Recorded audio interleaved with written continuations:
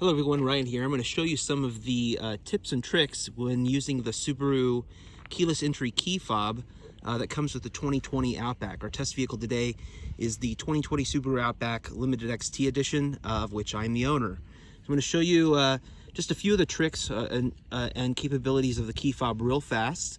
One thing I want to point out is that this little hole right up here is where the LED indicator is. And you might have to use this LED indicator to understand what your remote is doing. For example, we can put the remote into different modes, like we can put it into a sleep mode, and the LED will show us that it's in that mode. And then you have these four buttons. You have the lock button, the Subaru logo, which is the unlock button, the trunk button, and the panic button.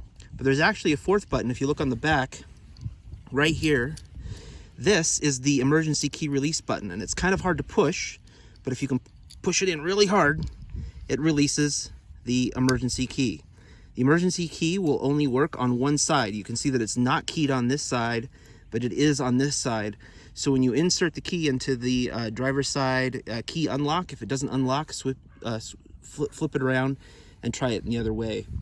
So that just goes right into the key fob here. It's a little tricky getting it in, but you just push it in, it snaps back in place so you don't lose it.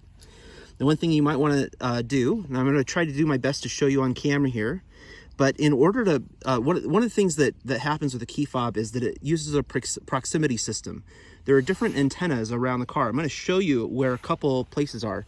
So if we walk around here, right here on the on the passenger side and the driver's side, is a radio antenna receiver for the keyless entry system.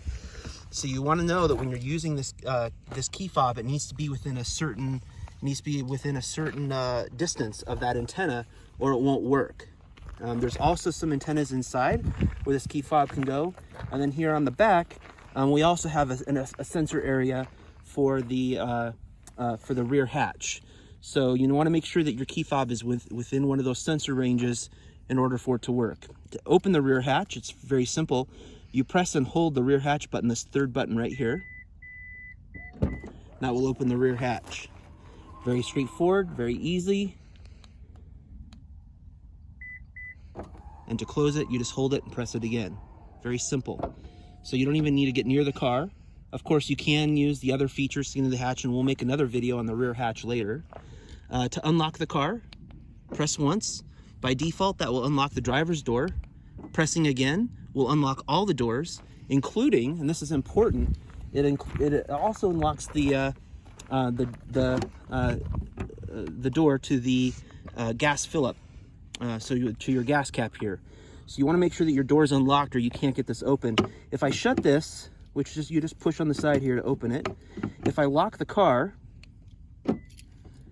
I can't open that anymore. So if you're having trouble at trying to get into your gas cap to fill up for gas, that's what's going on. All right. So when you do lock the car, there's a couple of tips I want to point out. One press will lock all the doors. If you press again, especially at night, it will turn off all of your lights. So if you have the headlights on, something like that, and you want to turn them off, just hit that button twice, it will do it. There's also another way to unlock and lock the door. We're going to talk about this in another video, but you can also do that with the sensors on the door. There's a sensor right behind the door here. So this is true for the passenger and the driver's side. As long as the key fob is in the range, if I put my hand behind here, it immediately unlocks. Before I don't have to pull, I just touch. All right. Now to lock, you can press right here on the front where these two little lines are, or underneath, and it will lock the door. Pressing it again will turn off the lights again, just like it works on the key fob. All right. Now I'm going to show you one other quick trick with the key fob, and that's how to place it in sleep mode. There may be times when you don't want the key fob working. You don't want these proximity sensors firing with your key fob. So in order to turn off the key fob, and this might be hard to see here in the light, but we're going to go ahead and you're going to hold down the lock button while you press the unlock button twice. And you might have seen that LED blink 4 times. Right? So if you saw that blink 4 times now, you'll notice that when I grab these sensors, they're completely disabled and nothing works anymore. I can't activate the sensors anymore.